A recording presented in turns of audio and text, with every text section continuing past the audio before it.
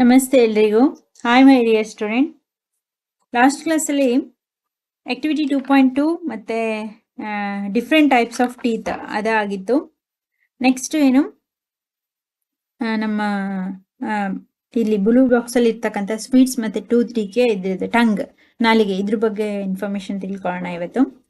Last ಕ್ಲಾಸಲ್ಲಿ ಒಂದು question ಕೇಳಿದ್ದೆ ನಿಮಗೆ, ಯಾಕೆ ನಮಗೆ ನೆಗಡಿ ಮತ್ತು ಜ್ವರ ಆದಾಗ ನಮಗೆ ರುಚಿ ಗೊತ್ತಾಗೋದಿಲ್ಲ, ನಮ್ಮ ನಾಲಿಗೆಗೆ ರುಚಿ ಸೋರಲ್ಲ ಅಂತ.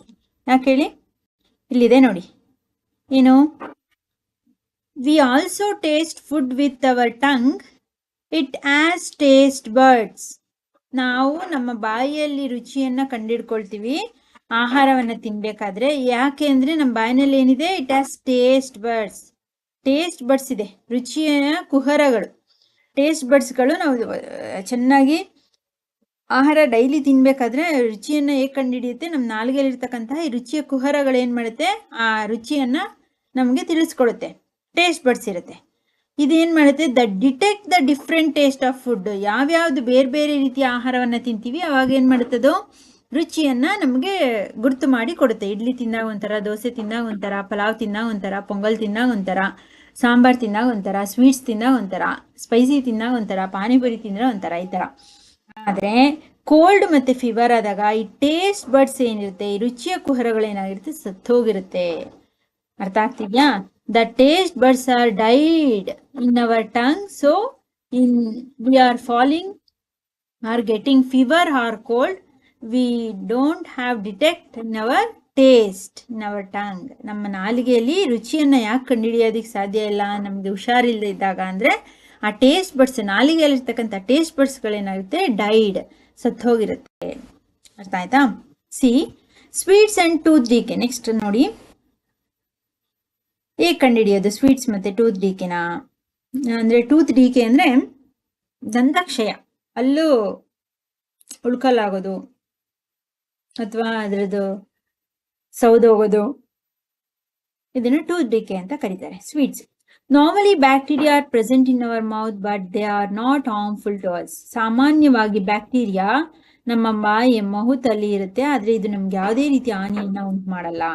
However if we do not clean our teeth and mouth after eating, ಒಂದು ವೇಳೆ ಏನಾದರೂ ನಾವು ಆಹಾರ ತಿಂದ ನಂತರ, we do not clean our teeth after eating, ಊಟ ಆದ ನಂತರ ನಮ್ಮ ಬಾಯಿಯನ್ನು ಕ್ಲೀನ್ ಮಾಡಲಿಲ್ಲ ಅಂದರೆ, many harmful bacteria also begin to live and grow in it. ಏನಾಗ್ಬಿಡುತ್ತೆ, ನಮ್ಮ ಬಾಯಿಯಲ್ಲೇ ಅನೇಕ ಸಾವಿರಾರು ಸೂಕ್ಷ್ಮಾಣು ಜೀವಿಗಳು ಅಂದರೆ ಬ್ಯಾಕ್ಟೀರಿಯಾ ಏನು ಮಾಡುತ್ತೆ, ಬೆಳೆಯೋದಕ್ಕೆ ಸ್ಟಾರ್ಟ್ ಆಗಿಬಿಡುತ್ತೆ, ಅಲ್ಲೇ ವಾಸಿಸೋಕೆ ಸ್ಟಾರ್ಟ್ ಆಗುತ್ತೆ. ಒಂಥರ ಬೆಳಗ್ಗೆ ಎದ್ದ ತಕ್ಷಣ ರಾತ್ರಿ ಮಲಗಿ ಸ್ಮೆಲ್ ಬರುತ್ತೆ ನೋಡಿದ್ದೀರಾ, ಎಷ್ಟು ಕೆಟ್ಟ ಸ್ಮೆಲ್ಲು ಬಾಯಿಯಿಂದ, ಅದೆಲ್ಲ ಬ್ಯಾಕ್ಟೀರಿಯಾಗಳೆಲ್ಲ ಉತ್ಪತ್ತಿ ಆಗ್ತಾ ಇರುತ್ತೆ. These bacteria break down the sugars present from the left over food and release acids. ಇದೇನು ಮಾಡುತ್ತೆ, ಅದೇ ಥರ ಬಿಟ್ಟರೆ ನಮ್ಮ ಬ್ಯಾಕ್ಟೀರಿಯಾಗಳು break down the sugar. Sugar ಅಂದರೆ ಎಲ್ಲಿಂದ ಸಿಗುತ್ತೆ ನಮಗೆ, ನಾವು ತಿಂತಕ್ಕಂಥ ಆಹಾರ ಸಲೈವ ಜೊತೆ ಸೇರ್ಕೊಂಡು ಸ್ಟಾರ್ಚ್ ಇದ್ದಿದ್ದು ಶುಗರಾಗಿ ಕನ್ವರ್ಟ್ ಆಗುತ್ತೆ ಅಲ್ವಾ. ಅದೇ ನಮಗೆ ಶುಗರೇ, ಗ್ಲೂಕೋಸ್ ಅಂದರೆ ಶುಗರು. ಆ ಶುಗರೇ ನಾವು ತಿಂದಾಗ ನಮ್ಗೆ ಶಕ್ತಿಯನ್ನು ಕೊಡೋದು. ಆದರೆ ಶುಗರ್ನ ಏನೋ ಕನ್ವರ್ಟ್ ಮಾಡುತ್ತೆ, break down the sugars present from the left over food and release the acid. ಅದನ್ನು ಶುಗರ್ನ ಪರಿವರ್ತಿಸಿ ಆ್ಯಸಿಡ್ ಆಗಿ, ಏನಾಗಿ, ಆ್ಯಸಿಡ್ ಆಮ್ಲೀಯವಾಗಿ ನಮ್ಮ ಬಾಯಿಯಲ್ಲಿ ಆಹಾರವನ್ನು ಪರಿವರ್ತಿಸುತ್ತಂತೆ. ನಾವು ತಿಂದಂಥ ಆಹಾರ ಶುಗರ್ ಆಗುತ್ತೆ ಚೆನ್ನಾಗಿ ಸಲೈವ ಜೊತೆ ಸೇರಿಕೊಂಡು. ಆದರೆ ಈ ಶಕ್ತಿಯುತವಾದಂತಹ ಈ ಶುಗರ್, ಶರ್ಕರವನ್ನು ಆಮ್ಲೀಯವಾಗಿ ಪರಿವರ್ತಿಸ್ಬಿಡುತ್ತೆ ನಮ್ಮ ಬಾಯಲ್ಲಿ ಬಿಟ್ಟರೆ. ಹಾಗೆ ಲಾಲಾರಸ ಅಲ್ಲ ಅಂದರೆ ಚೆನ್ನಾಗಿ ಕ್ಲೀನ್ ಮಾಡಿದೆವು ಅದರ ಮೌತನ್ನ, ಯಾವುದು, ಬ್ಯಾಕ್ಟೀರಿಯಾಗಳು. See chapter 5 to know what an acid. Acid ಬಗ್ಗೆ ಚಾಪ್ಟರ್ 5 ನೋಡೋಣ. The acids gradually damaged teeth. ಈ ರೀತಿ ಆದಾಗ ಏನಾಗುತ್ತೆ, ನಮ್ಮ ಬಾಯಿಯಲ್ಲಿ ಹಲ್ಲುಗಳು ಸವದಾ ಹೋಗುತ್ತೆ, ಡ್ಯಾಮೇಜ್ ಆಗುತ್ತೆ. ಆ್ಯಸಿಡ್ ಉತ್ಪತ್ತಿ ಆಯಿತು ನಮ್ಮ ಬಾಯಲ್ಲಿ ಅಂತಂದರೆ, ಆಮ್ಲೀಯವಾಯಿತು ಅಂದರೆ ನಮ್ಮ ಟೂತ್ ಡಿಕೆ ಆಗುತ್ತೆ, ಅಂದರೆ ಡ್ಯಾಮೇಜ್ ಆಗುತ್ತೆ, ಸವಕಳಿ ಉಂಟಾಗುತ್ತೆ, ಸೌದೋಗುತ್ತೆ. ದಿಸ್ ಈಸ್ ಕಾಲ್ಡ್ ದ ಈ ರೀತಿ ಆಗೋದನ್ನ ಏನಂತೀವಿ, ದಂತಕ್ಷಯ. ಟೂತ್ ಡಿಕೆ ಅಂದರೆ ಏನು ಹೇಳಿ, ದಂತಕ್ಷಯ ಅಂತೇಳಿ ಕರಿತೀವಿ. If it is not treated in time, it causes severe toothache and it extreme cases results in tooth losses. ಇದನ್ನು ಸರಿಯಾಗಿ ಟ್ರೀಟ್ ಮಾಡಲಿಲ್ಲ, ನಾವು ಸರಿಯಾಗಿ ನಮ್ಮ ಹಲ್ಲುಗಳನ್ನ ಸ್ವಚ್ಛಗೊಳಿಸ್ಕೊಳ್ಳಿಲ್ಲ ಅಥವಾ ಡಾಕ್ಟರ್ಸ್ಗೆ ತೋರಿಸ್ಕೊಳ್ಳಿಲ್ಲ ಇದನ್ನ ಅಂದರೆ ಮುಂದುವರಿಸಿದ್ವಿ ಹಾಗೆ ಅಂದರೆ ಏನಾಗುತ್ತೆ, ಇದು ಹಲ್ಲು ನೋವಿಗೆ, ಟೂತ್ ಹೇಕ್, ಹಲ್ಲು ನೋವಿಗೂ ಕಾರಣ ಆಗ್ಬೋದು. ಹಾಗೆ ಮುಂದುವರಿಸಿದ್ರೆ ನಮ್ಮ ಹಲ್ಲುಗಳು ಲಾಸ್ ತೆಗಿಸ್ಬೇಕಾದಂಥ ಸಂದರ್ಭಗಳು ಬರ್ಬೋದು. ಟೂತ್ ಲಾಸ್ ಮಾಡ್ಕೊಳ್ತೀವಿ, ಹಲ್ಲು ಉಳ್ಕಲ್ಲಾಗ್ಬೋದು, ಅಥವಾ ಹಲ್ಲು ಚೆನ್ನಾಗಿ ಅದು ಕೊಳ್ತೋಗೋ ಥರನೋ, ಅಥವಾ ಅದಕ್ಕೆ ಮೇಲೆ ಶಕ್ತಿಯನ್ನು ಕಳ್ಕೊಳೋದನ್ನು ತೆಗಿಬೇಕಾದ ಪರಿಸ್ಥಿತಿನೂ ಬರುತ್ತೆ, ಹಲ್ಲು ತೆಗಿಸ್ಬೇಕಾಗ ಬರುತ್ತೆ. Chocolate, sweets, soft drinks and other sugar products are all the major culprits of tooth decay. ಮುಖ್ಯವಾಗಿ ನಮ್ಮ ಟೂತ್ ಡಿಕೆ, ದಂತಕ್ಷಯ ಉಂಟು ಮಾಡುವಂತಹ ಆಹಾರ ಪದಾರ್ಥಗಳು ಯಾವುದು? ಹೆಚ್ಚೆಚ್ಚು ಚಾಕ್ಲೇಟ್ಸ್ನ ತಿನ್ನೋದು ಯಾವಾಗಲೂ. ಯಾಕೆ ಗೊತ್ತಾ ಅದನ್ನು ತಿನ್ನಬಾರ್ದು ಅಂತ ಏನಿಲ್ಲ, ತಿಂದರೆ ಬಾಯನ್ನು ಚೆನ್ನಾಗಿ ಸ್ವಚ್ಛ ಮಾಡ್ಕೊಳ್ಳಲ್ಲ ಸ್ವೀಟ್ಸ್ ತಿಂದಾಗ. ಆ ಸ್ವೀಟ್ ತಿಂದಾಗ ಏನಾಗುತ್ತೆ, ನೀವಿಲ್ಲೇ ಮೇಲೆ ಓದಿದ್ದೀರಾ, ನಮ್ಮ ಬಾಯಿಯಲ್ಲಿ ಏನಾಗುತ್ತೆ, ಚೆನ್ನಾಗಿ ವಾಶ್ ಮಾಡಲಿಲ್ಲ ಅಂದರೆ ಶುಗರ್ ಇದ್ದಿದ್ದು ಆ್ಯಸಿಡಾಗಿ ಕನ್ವರ್ಟ್ ಮಾಡಿಬಿಡುತ್ತೆ ಅಂತೇಳಿ. ಹಾಗಾದರೆ ಶುಗರ್ ಯಾವುದ್ರಲ್ಲಿ ಜಾಸ್ತಿ ಇರುತ್ತೆ? ಇದೆಲ್ಲದರಲ್ಲೂ ಇರುತ್ತಲ್ಲ, ಚಾಕ್ಲೇಟ್ಸಲ್ಲಿ ಇರುತ್ತೆ, ಸ್ವೀಟ್ಸಲ್ಲಿ ಇರುತ್ತೆ, ಸಾಫ್ಟ್ ಡ್ರಿಂಕ್ಸ್, ತಂಪು ಪಾನೀಯಗಳು, ಡ್ರಿಂಕ್ಸ್ ಏನು ಕುಡಿತೀರ, ಹಣ್ಣಿನ ರಸಗಳು ಅದರಲ್ಲಿ ಇರುತ್ತೆ. ಆ್ಯಂಡ್ ಅದರ್ ಶುಗರ್ ಪ್ರಾಡಕ್ಟ್, ಬೇರೆ ಬೇರೆ ಏನೇನು ಸಿಹಿ ಪದಾರ್ಥಗಳು ತಿಂತೀರಾ ಅದೆಲ್ಲದರಲ್ಲೂ ಸಿಹಿ ಇರುತ್ತೆ. ನೀವು ಹಾಗೆ ಬಾಯಿನ ಬಿಟ್ಕೊಂಡ್ರೆ ರಾತ್ರಿ ಅದಕ್ಕೆ ಹೆಚ್ಚಾಗಿ ಮಲ್ಕೋಬೇಕಾದ್ರೆ ಸ್ವೀಟ್ಸ್ ತಿನ್ಬೇಡಿ ಅನ್ನೋದು. ಯಾಕಂದರೆ ಮಲ್ಕೋಬೇಕಾದ್ರೆ ಸ್ವೀಟ್ಸ್ ತಿಂದರೆ ಬಾಯಿ ಮತ್ತೆ ಬ್ರಷ್ ಮಾಡಲ್ಲ, ಮಾಡಬೇಕು ಆ್ಯಕ್ಚುಲಿ ಊಟ ಆದ ತಕ್ಷಣ ರಾತ್ರಿ ಹೊತ್ತು ಮಾಡಿದ್ರೆ ಸಕ್ಕರೆ ಕಣಗಳೆಲ್ಲ ಹಲ್ಲಿನಲ್ಲಿ ಇರಲ್ಲ, ಹಲ್ಲಿನಲ್ಲಿ ಹಾಗೆ ಉಳ್ಕೊಳ್ತು ಅಂದರೆ ಬೆಳಗ್ಗಿನವರೆಗೂ ಆ ಬ್ಯಾಕ್ಟೀರಿಯಾಗಳೇನಾಗುತ್ತೆ, ಆಮ್ಲೀಯವಾಗಿ ಆ್ಯಸಿಡಾಗಿ ಕನ್ವರ್ಟ್ ಮಾಡಿ ನಮ್ಮ ಹಲ್ಲನ್ನು ನಾಶ ಮಾಡ್ತಾ ಬರುತ್ತೆ, ಒಂದೊಂದೇ ಸವಿಸ್ತಾ ಬರುತ್ತೆ.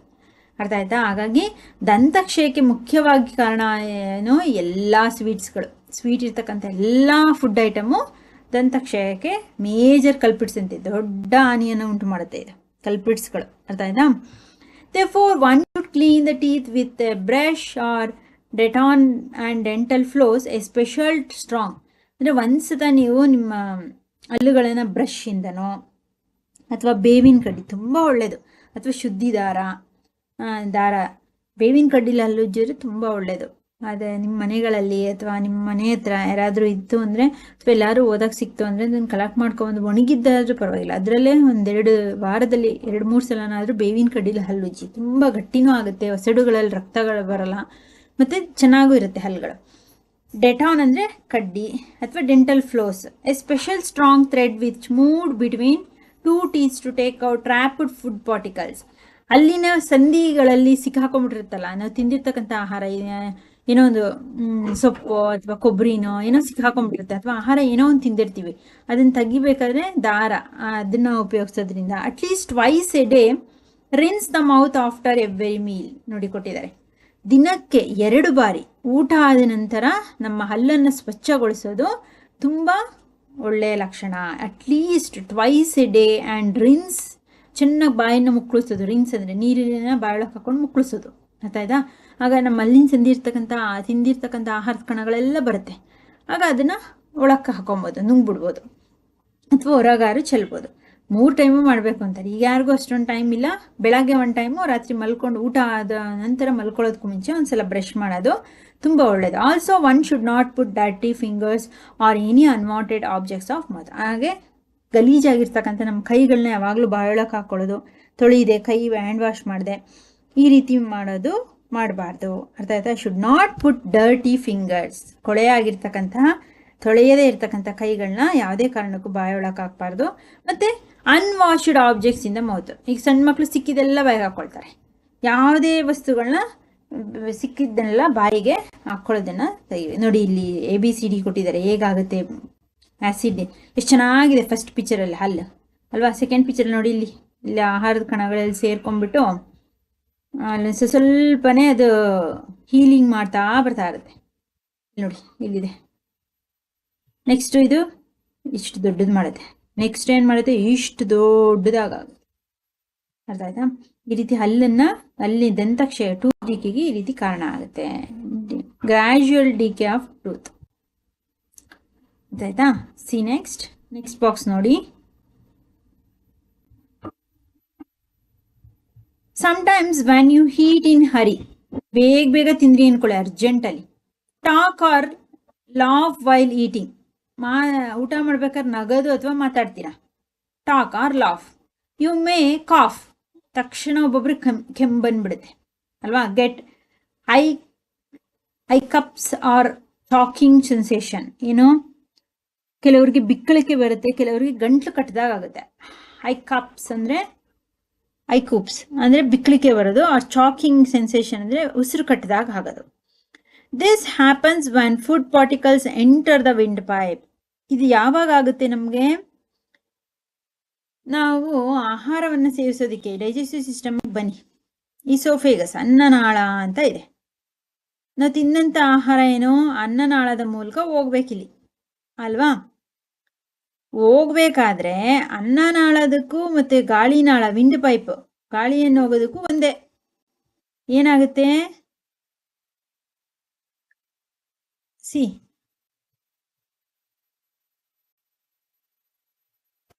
the wind pipe carries, this happens when food particles enter the wind pipe. ಏನಾಗುತ್ತೆ? ನಾವು ತಿಂದಂಥ ಆಹಾರ ವಿಂಡ್ ಪೈಪ್ ಗಾಳಿನಾಳಕ್ಕೆ ಏನಾದರೂ ಎಂಟರ್ ಆಯಿತು ಅಂದರೆ, ಗಾಳಿ ಹೋಗೋ ಜಾಗದಲ್ಲಿ ಆಹಾರ ಹೋಯ್ತು ಅಂದರೆ ಈ ರೀತಿ ಬಿಕ್ಕಳಿಕೆ ಬರೋದು, ಉಸಿರು ಕಟ್ಟದಂತಾಗೋದು ಆಗುತ್ತೆ. This windpipe carries air from the nostrils to the lungs. ಈ ವಿಂಡ್ ಪೈಪ್ ಗಾಳಿಯನ್ನು ತೆಗೆದುಕೊಂಡು ಹೋಗ್ತಕ್ಕಂಥದ್ದು ಏನು ಮಾಡುತ್ತೆ? ಮೂಗಿನಿಂದ ನಾಸ್ಟ್ರಿಲ್ಸಿಂದ ಲಂಗ್ಸ್ ಶ್ವಾಸಕೋಶಕ್ಕೆ ಗಾಳಿಯನ್ನು ತೆಗೆದುಕೊಂಡು ಹೋಗ್ತಿರುತ್ತೆ. It runs adjustment of the food pipe. ಏನೋ ಇದು ಯಾವುದ್ರ ಜೊತೆ? ನಮ್ಮ ಆಹಾರ ಫುಡ್ ಪೈಪ್ ಏನಿರುತ್ತೆ ಈಸೋಫೇಗಸ್ಸು, ಅದ್ರ ಜೊತೆನೇ ರನ್ ಆಗ್ತಿರುತ್ತೆ. ಆಹಾರ ಗಾಳಿ ಎರಡು ಒಂದೇ ಇದರಲ್ಲೇ ಹೋಗೋದು, ಅರ್ಥ ಆಯ್ತಾ? ಬಟ್ ಇನ್ಸೈಡ್ ದ ಥ್ರೋಟ್, ಗಂಟಲಿನ ಒಳಭಾಗದಲ್ಲಿ air and food share common passage. ಒಳಗೆ ಹೋಗ್ತಿದ್ದಾಗೆ, ಈಗ ಅರ್ಥ ಮಾಡ್ಕೊಳ್ಳಿ, ಅನ್ನ ಊಟ ಮಾಡೋದು, ಫುಡ್ನ ತಗೊಳ್ಳೋದು ಮೌತಿಂದ, ಅರ್ಥ ಆಗ್ತಿದೆಯಾ? ಈಗ ನಮ್ಮ ಮುಖದ ಭಾಗ ಇದೆ ಮುಂದೆ, ಗಾಳಿ ತಗೊಳ್ಳೋಕ್ಕೆ ಬೇರೆ ಅಂಗ ಇದೆ, ಊಟ ಮಾಡೋದಕ್ಕೆ ಬೇರೆ ಅಂಗ, ಕೇಳಿಸ್ಕೊಳ್ಳೋದಕ್ಕೆ ನಮಗೆ ಬೇರೆ ಅಂಗ ಇದೆ, ನೋಡೋದಕ್ಕೆ ಒಂದು ಆರ್ಗನ್ ಇದೆ, ತಗೊಂಡು ಊಟ ಮಾಡೋದಕ್ಕೆ ಕೈ ಇದೆ, ಈ ಥರ. ಆದರೆ ಒಳಗಡೆ ಹೋಗ್ತಿದ್ದಾಗೆ, ಬಟ್ ಇನ್ಸೈಡ್ ದ ಥ್ರಾಟ್, ಗಂಟಲಿನಿಂದ ಆಹಾರ ಹೋಗುವಂಥದ್ದು ಗಾಳಿ ಹೋಗುವಂಥದ್ದಕ್ಕೂ ಎರಡೂ ಏನಾಗುತ್ತೆ? Air and food share common passage. ಆಹಾರ ಮತ್ತು ಗಾಳಿ ಇಬ್ಬರೂ ಹೋಗೋದಕ್ಕೆ ಒಂದೇ ಒಂದು ದಾರಿ ಇಬ್ಬರು ಶೇರ್ ಮಾಡ್ಕೋತಾರಂತೆ. ಮೂಗಿಂದ ಗಾಳಿನ ಒಳಗೆ ಹಾಕೋತೀವಿ, ಬಾಯಿಂದ ಊಟನೂ ಒಳಗೆ ಹಾಕೋತೀವಿ, ಎರಡೂ ಹೋಗ್ತಿದ್ದಂಗೆ ಒಂದೇ ಪೈಪು. ಇಲ್ಲಿ ಬೇರೆ ಬೇರೆ ಮೇಲ್ಗಡೆ, ಅರ್ಥ ಆಗ್ತಿದೆಯಾ? ಒಳಗೆ ಹೋಗ್ತಿದ್ದಂಗೆ ಗಾಳಿನೂ ಒಂದೇ ಪೈಪಲ್ಲಿ ಹೋಗೋದು, ಅರ್ಥ ಆಯ್ತಾ? ಒಂದೇ ನಾಳದಲ್ಲಿ ಆಹಾರ ಈಸೋಫೇಗಸ್ ಇದೆಯಲ್ಲ, ಹಾಗೆ ನಾವು ತಿಂತಕ್ಕಂಥ ಆಹಾರನೂ ಅದರಲ್ಲೇ ಹೋಗೋದು, ಅರ್ಥ ಆಗ್ತಿದೆಯಾ? ದೆನ್ ಅರ್ಥ ಆಯ್ತಾ? ದ ಇನ್ಸೈಡ್ ದ ಥ್ರಾಟ್, ಗಂಟಲಿನಿಂದ ಮುಂಭಾಗಕ್ಕೆ air and food share the common passage. ಆಹಾರ ಮತ್ತು ಗಾಳಿ ಎರಡೂ ಸಹ ಒಂದೇ ಜಾಗದಲ್ಲಿ ಹೋಗೋದ್ರಿಂದ then how is food prevented from entering the windpipe. ಹಾಗಾದರೆ ಗಾಳಿ ಏನು ಮಾಡುತ್ತೆ? ಆಹಾರವನ್ನು ನುಂಗುವಾಗ ಹೇಗೆ ಅದನ್ನು ತಡೆಯುತ್ತೆ ಅಂದರೆ, how is food prevented from entering the, ಗಾಳಿನ ಹೇಗೆ ತಡೆಯುತ್ತೆ? ಆಹಾರ ನುಂಗಬೇಕಾದ್ರೆ ಗಾಳಿ ಹೇಗೆ ವಿಂಡ್ ಪೈಪ್ ಹೇಗೆ ಕೆಲಸ ಮಾಡುತ್ತೆ? During the act of swallowing a flap like valve close the passage of the windpipe and guides the food into the food pipe. ಏನು ಮಾಡುತ್ತೆ? ಆಹಾರವನ್ನು ನುಂಗಬೇಕಾದ್ರೆ ಏನಾಗುತ್ತೆ? ಒಂದು ಆಳೆಯಂತಹ ಅಂಗಾಂಶ, ವಾಲ್ವ್ ಅಂದರೆ ಒಂದು ಅಂಗಾಂಶ ಇದೆ, ಅರ್ಥಾಯ್ತಾ? Flap like valve close the passage of windpipe. ಆಹಾರ ನುಂಗಬೇಕಾದ್ರೆ ಗಾಳಿಯನ್ನು ತೆಗೆದುಕೊಳ್ಳೋಕ್ಕೆ ಒಂದು ಸಣ್ಣದಾದ ಪದರವಾದಂಥ ತೆಳು ಆಳೆಯಂತಿರುವಂಥ ಒಂದು ಅಂಗಾಂಶ ಇರುತ್ತೆ, ಅಂದರೆ ಅದು ಗಾಳಿನ ತೊಗೊಂಡೋಗುವಂಥದ್ದು. ನಾವು ಊಟ ಮಾಡ್ಬೇಕಾದ್ರೆ ಅದು ಕ್ಲೋಸ್ ಮಾಡುತ್ತಂತೆ, ಅರ್ಥ ಆಗ್ತಿದೆಯಾ? ಒಂದೇ ಸಲ ನಾವು ಈಗ ಊಟ ಮಾಡ್ಬೇಕಾದ್ರೆ ಮಾತಾಡಬಾರ್ದು ಅಂತಾರೆ, ಯಾಕೆ ಹೇಳಿ? ಗಾಳಿನ ನುಂಗೋದು ಒಟ್ಟಿಗೆ ಆಹಾರನೂ ನುಂಗೋಕ್ಕಾಗಲ್ಲ. ನಾವು ಊಟ ಮಾಡಬೇಕಾದ್ರೆ ಏನಾಗುತ್ತೆ? ತಾತ್ಕಾಲಿಕವಾಗಿ ಅನ್ನ ನುಂಗಬೇಕಾದ್ರೆ, ಒಳಗೆ ಹೋಗ್ಬೇಕಾದ್ರೆ ಈ valve, flap like valve close ಮಾಡುತ್ತಂತೆ ವಿಂಡ್ ಪೈಪನ್ನು. ಗಾಳಿಯನ್ನು ತೆಗೆದುಕೊಳ್ಳುವಂತಹ ಪ್ಯಾಸೇಜಿನ ಸಣ್ಣ ಒಂದು ಆಳೆ ಅಂತಿರುವ ಪದರ ಏನು ಮಾಡುತ್ತೆ? ಮುಚ್ಚಿಕೊಳ್ಳುತ್ತೆ. ಆಗ ಸಲೀಸಾಗಿ ನಾವು ತಿನ್ನಂಥ ಆಹಾರ ಒಳಗೋಗುತ್ತೆ. And guides the food pipe into food. ಈಸಿಯಾಗಿ ಅದು ಮೆಸೇಜ್ ಕೊಡುತ್ತೆ ಆಹಾರ ನುಂಗೋದಕ್ಕೆ ಫುಡ್ ಪೈಪಲ್ಲಿ, food into the food pipe and guide, ಅರ್ಥ ಆಯ್ತಾ? ಈಸಿಯಾಗಿ ಆಹಾರ ಈಸೋಫೇಗಸ್ ಫುಡ್ ಪೈಪಿಂದ ಆಹಾರ ಅನ್ನನಾಳದ ಮೂಲಕ ಹೋಗೋದಕ್ಕೆ ಸಹಾಯ ಆಗುತ್ತೆ. ಇಫ್ ಬೈ ಚಾನ್ಸ್ ಆಗಲಿಲ್ಲ ಅಂದ್ಕೊಳ್ಳಿ, food particles enter the wind pipe, ಏನಾದರೂ ಆಹಾರ ಅನ್ನನಾಳದ ಮೂಲಕ ಹೋಗದೆ ಗಾಳಿ, ಅದೇ ತೆಳುವಾದ ಒಂದು ಪದರ ಥರ ಆಳೆ ಇರುತ್ತಲ್ಲ, ಅಲ್ಲಿಗೆ ಎಂಟ್ರ್ ಆಗೋಯ್ತು ಅಂದ್ಕೊಳ್ಳಿ ಗಾಳಿ ನಾಳಕ್ಕೆ, ಗಾಳಿ ಹೋಗ್ತಕ್ಕಂಥ ವಿಂಡ್ ಪೈಪ್ ಎಂಟ್ರಿ ಆಗೋಯ್ತು ಅಂದ್ಕೊಳ್ಳಿ. We feel choked, get hiccups and cough. ಆಗೇನಾಗುತ್ತೆ, ನಮಗೆ ಉಸಿರು ಕಟ್ಟದಾಗ ಆಗುತ್ತೆ. Choked and getting hiccups, ಬಿಕ್ಕಳಿಕೆ ಬರೋದು ಮತ್ತು ಕೆಮ್ಮು ಬರೋದು ಉಂಟಾಗುತ್ತೆ. ಅರ್ಥ ಆಯ್ತಾ? ಊಟ ಮಾಡಬೇಕಾದ್ರೆ ಅಥವಾ ನೀರು ಕುಡಿಬೇಕಾದ್ರೆ ಯಾಕೆ ಬಿಕ್ಕಳಿಕೆ ಬರುತ್ತೆ, ಯಾಕೆ ಕೆಮ್ಮು ಬರುತ್ತೆ ಅಂದರೆ, ಹೋಗ್ತಕ್ಕಂತಹ ಅನ್ನನಾಳದಲ್ಲಿ ಅನ್ನ ಅಥವಾ ನೀರು ಸಲೀಸಾಗಿ ಹೋಗ್ಬೇಕು. ಅದು ಹೋಗದೆ ತಿಂತಕ್ಕಂಥ ಅನ್ನ ಏನಾದರೂ ಗಾಳಿ ತೆಗೆದುಕೊಳ್ಳುವಂತಹ ಪೈಪಲ್ಲಿ ಆ ನಾಳಕ್ಕೆ ಎಂಟ್ರಿ ಆಗೋಯ್ತು ಅಂದರೆ, ಆವಾಗ ನಮಗೆ ಆ ಗಾಳಿ ಹೋಗೋ ಜಾಗದಲ್ಲಿ ಆಹಾರ ಹೋದರೆ ತಡ್ಕೊಳುತ್ತೆ, ಅದು ರಿವರ್ಸ್ ಆಗುತ್ತೆ. ರಿವರ್ಸ್ ಆದಾಗ ಆಟೋಮೆಟಿಕ್ಕಾಗಿ ನಮ್ಗೆ ಬಿಕ್ಕಳಿಕೆ ಬರುತ್ತೆ, ಮೇಲ್ಭಾಗಕ್ಕೆ ಪುಷ್ ಮಾಡುತ್ತದು, ಕೆಮ್ಮು ಬರುತ್ತೆ, ಈ ರೀತಿ ಉಂಟಾಗುತ್ತೆ. ಅರ್ಥ ಆಗ್ತಿದೆಯಾ? ಯಾಕೆ ನಮಗೆ ಒಂದೊಂದ್ಸಲ ನೀರು ಕುಡಿಯುವಾಗ, ಊಟ ಮಾಡ್ಬೇಕಾದ್ರೆ ಬಿಕ್ಕಳಿಕೆ ಬರೋದು ಅಥವಾ ಕೆಮ್ಮು ಬರೋದು ಅಥವಾ ಉಸಿರು ಕಟ್ಟದಾಗ ಆಗುತ್ತೆ ಅಂದರೆ ಈ ರೀತಿ ವಿಂಡ್ ಪೈಪ್, ಗಾಳಿ ಹೋಗ್ಬೇಕಾದ್ರೆ. ಅದಕ್ಕೆ ಸಾಮಾನ್ಯವಾಗಿ ಊಟ ಮಾಡುವಾಗ ಹೆಚ್ಚು ಮಾತನಾಡಬಾರ್ದು. ಅದು ಗಾಳಿನೇ ತಗೊಳುತ್ತೋ ಅಥವಾ ತಿಂತಕ್ಕಂಥ ಆಹಾರನೇ ತಗೊಳುತ್ತೋ, ಎರಡಕ್ಕೂ ಕಷ್ಟ ಆಗುತ್ತೆ. ಅರ್ಥ ಆಯ್ತಾ? ಒಂದು ಹೋದ್ಮೇಲೆ ಒಂದು. Reason of the tongue for different taste. ಆಹಾರದ ಟೇಸ್ಟ್ ಇರ್ತಕ್ಕಂತಹ ಕೆಲವೊಂದು ಟೇಸ್ಟ್ ಬಡ್ಸ್ಗಳು. ಆಕ್ಟಿವಿಟಿ 2.4 ನೋಡಿ. Prepare a separate sample each of sugar solution, common salt solution, lemon juice and juice of crushed neem leaf and bitter gourd. ಅಂದರೆ ಇಲ್ಲಿ ನಾಲ್ಗೆ ಯಾವ್ಯಾವ ರುಚಿಯನ್ನು ನೋಡುತ್ತೆ ತಿಳ್ಕೊಬೇಕಲ್ಲ. ಹಾಗಾಗಿ ಅವುಗಳಿಗೆ ಒಂದು ಸಕ್ಕರೆ ದ್ರಾವಣವನ್ನು ತಗೊಳ್ಳಿ, ಶುಗರ್ ಸೊಲ್ಯೂಷನು, ಇನ್ನೊಂದು ಉಪ್ಪಿನ ದ್ರಾವಣ, ಇನ್ನೊಂದು ಲೆಮನ್ ಜ್ಯೂಸ್, ನಿಂಬೆಹಣ್ಣಿನ ರಸ, ಇನ್ನೊಂದು ಕ್ರಶ್ಡ್ ನೀಮ್, ಬೇವಿನ ಹಣ್ಣನ್ನು ಚೆನ್ನಾಗಿ ನುಣ್ಣುಪ್ಪು ಮಾಡಿರ್ತಕ್ಕಂಥದ್ದು ಅಥವಾ ಹಾಗಲಕಾಯಿದು. ಅಂದರೆ ಹುಳಿ, ಉಪ್ಪು, ಖಾರ, ಕಹಿ ಇಷ್ಟು ಆಯ್ತಲ್ಲ. ಅದಕ್ಕೆ ಖಾರ ಟೇಸ್ಟ್ ಕೊಡಲ್ಲ, ಟೇಸ್ಟ್ ಅಲ್ಲ ಅದು. ಅರ್ಥ ಆಯ್ತಾ? ಖಾರ ಅದಕ್ಕೆ ಕೊಟ್ಟಿಲ್ಲ.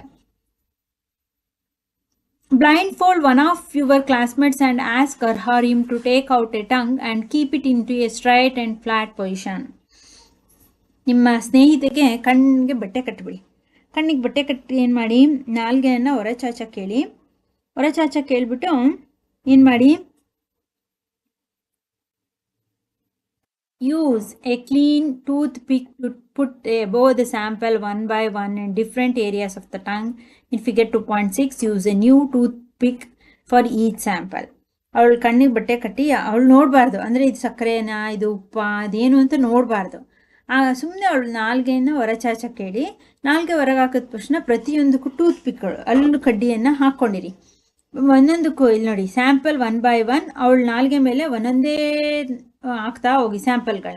ಒಂದು ಸ್ಪೂನು ಸಕ್ಕರೆ ದ್ರಾವಣವನ್ನು ಹಾಕೋದು, 1 ಸ್ಪೂನು ಉಪ್ಪಿನ ದ್ರಾವಣ, 1 ಸ್ಪೂನು ಲೆಮನ್ ಜ್ಯೂಸು, ನಿಂಬೆಹಣ್ಣಿನ ರಸ, 1 ಸ್ಪೂನು ಹಾಗಲಕಾಯಿ ಅಥವಾ ಬೇವಿನ ಎಲೆದು ಹಾಕ್ತಾ ಹೋಗಿ. Use a new toothpick each one. ಪ್ರತಿಯೊಂದಕ್ಕೂ ಒಂದೊಂದು ಹಲ್ಲು ಕಡ್ಡಿಗಳನ್ನ ಹಾಕ್ಕೊಂಡಿರ್ಬೇಕು.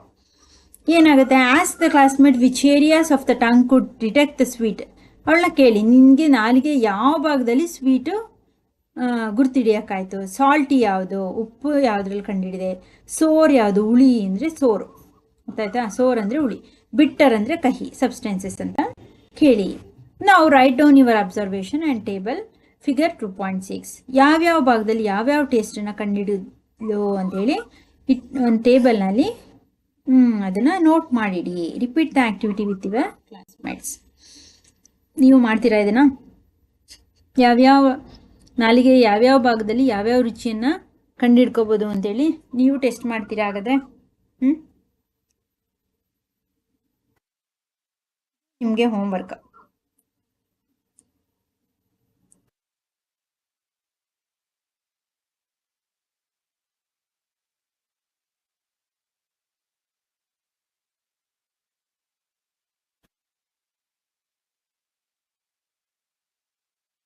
ನೋಡಿ, ನಾನು ಇಲ್ಲೇ ನಿಮಗೆ ಹೇಳಿಬಿಟ್ಟಿರ್ತೀನಿ, ಬಟ್ ನೀವು ಅದನ್ನು ಟೆಸ್ಟ್ ಮಾಡ್ಕೊಳ್ಳಿ.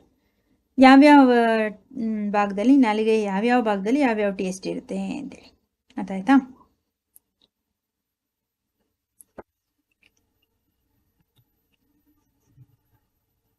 ನೋಡಿ, ಇಲ್ಲಿ ನುಂಗಬೇಕಾದ್ರೆ ನಮಗೆ ಕಹಿ ಗೊತ್ತಾಗುತ್ತೆ. ಅಂದರೆ ನೀವು ಮೇಲ್ ಟಚ್ ಆದರೆ, ನಾಲಿಗೆ ಮೇಲ್ಭಾಗ ಇರುತ್ತಲ್ಲ, ಬಾಯಿಯ ಮೇಲ್ಭಾಗ, ಅಲ್ಲಿ ಟಚ್ ಆದರೆ ಗೊತ್ತಾಗುತ್ತೆ. ನೀವು ಬೇಕಾದ್ರೆ ಇಟ್ಕೊಂಡು ಟೆಸ್ಟ್ ಮಾಡಿ. ನಾಲಿಗೆ ಮೇಲೆ ಸುಮ್ಮನೆ ಏನಾದ್ರು ಬೇವಿನ ಕಡ್ಡಿನೋ ನುಪ್ಪಿಯಾಗಿರೋದೋ ಅಥವಾ ಹಾಗಲಕಾಯೋ ಅದನ್ನು ನೀವು ಚೆನ್ನಾಗಿ ಅದನ್ನು ನೀವು ಟಚ್ ಮಾಡಿ, ಮೇಲ್ಭಾಗಕ್ಕೆ ಟಚ್ ಮಾಡಿ ಅದನ್ನು ಚೀವ್ ಮಾಡದೆ ಹೋದರೆ ಅಥವಾ ಅದನ್ನು ಚೆನ್ನಾಗಿ ಚೀಪದೆ ಹೋದರೆ ನಿಮಗೆ ಕಹಿ ಗೊತ್ತಾಗಲ್ಲ. ಅರ್ಥ ಆಯ್ತಾ? ನಾಲಿಗೆಯ ಈ ಹಿಂಭಾಗ ಇಲ್ಲಿ ನೋಡಿ ಬಿಟ್ಟರ್. ಅರ್ಥ ಆಯ್ತಾ? ಈ ಭಾಗದಲ್ಲಿ ಬಿಟ್ಟರ್, ಕಹಿಯನ್ನು ಗುರ್ತಿಡಿಯುತ್ತೆ ಈ ಭಾಗದಲ್ಲಿ. ಅರ್ಥ ಆಯ್ತಾ? ಹಾಗೆ ಇಲ್ಲಿ ನಾಲಿಗೆ ಗೋಡೆ ಭಾಗದಲ್ಲಿ ಸೈಡಲ್ಲಿ ಇದು ಸೋರ್. ಈ ಭಾಗದಲ್ಲಿ ಯೆಲ್ಲೋ ಕಲರ್ ಆಗ್ತಿದ್ದೀನಲ್ಲ, ಇದು ಸೋರು ಅಂದ್ರೆ ಹುಳಿ ರುಚಿಯನ್ನ ಕಂಡುಹಿಡಿಯುತ್ತೆ. ಇನ್ನು ಅದರಿಂದ ಸ್ವಲ್ಪ ಕೆಳಗೆ ಇದು ಸಾಲ್ಟಿ. ರೈಟ್ ಮಾರ್ಕ್ ಹಾಕದ್ನಲ್ಲ, ಇದು ಸಾಲ್ಟಿ. ಗ್ರೀನ್ ಕಲರ್ ಅಲ್ಲಿ ಹಾಕ್ತೀನಿ ನೋಡಿ. ಸಾಲ್ಟಿ ಅಂದ್ರೆ ಉಪ್ಪು. ಉಪ್ಪು ರುಚಿಯನ್ನ ಇಲ್ಲಿ ಕಂಡುಹಿಡಿತೀರಿ. ಅರ್ಥ ಆಯ್ತಾ? ನೀವು ಬೇಕಾದ್ರೆ ನೀವು ನಿಮ್ಮ ನಾಲಿಗೆಯಲ್ಲಿ ಟೆಸ್ಟ್ ಮಾಡ್ಕೊಳ್ಳಿ. ಹಾಗೆ ಸ್ವೀಟ್ ಅಂದ್ರೆ ತುದಿ, ಇಲ್ಲಿ ಈ ಭಾಗದಲ್ಲಿ ಸ್ವೀಟ್. ಅರ್ಥ ಆಯ್ತಾ? ಇದಿಷ್ಟು ನಾಲಿಗೆಯ ರುಚಿಯ ಜಾಗಗಳು. ಇಲ್ಲಿ ಒಂದ್ಸಲ ಬರೆದು ಬಿಡೋಣ. ಏನಿರುತ್ತೆ ಇಲ್ಲಿ? ಬಿಟ್ಟರ್. ಬಿಟ್ಟರ್ ಟೇಸ್ಟ್ ಹಿಂಭಾಗದಲ್ಲಿ.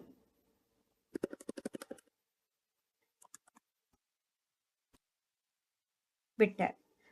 ಇಲ್ಲಿ ಸೋರ್.